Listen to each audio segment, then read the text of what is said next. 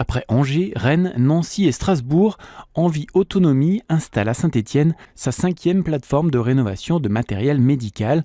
Du matériel souvent onéreux que l'organisme propose de collecter, de réparer afin de le revendre à bas prix à des personnes qui peinent parfois à s'équiper pour compenser leur handicap ou leur perte d'autonomie. L'objectif, c'est de pouvoir proposer du matériel médical rénové à des personnes âgées en perte d'autonomie. Voilà, c'est vraiment la vocation première d'Envie Autonomie.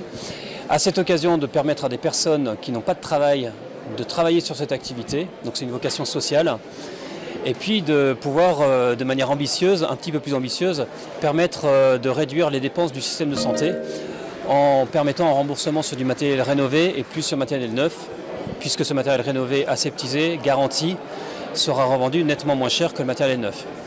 Depuis novembre 2017, un chef d'atelier et 2 personnes en insertion professionnelle ont déjà collecté près de 500 équipements et rénové une centaine de fauteuils roulants, de lits médicalisés ou encore de déambulateurs, désormais proposés à la vente dans la nouvelle boutique stéphanoise.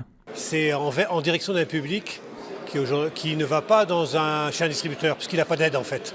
Donc on ne vise que les personnes qui sont exclues. Donc ces personnes-là ne vont pas voir un pharmacien, ces personnes-là ne vont pas aller chez un distributeur.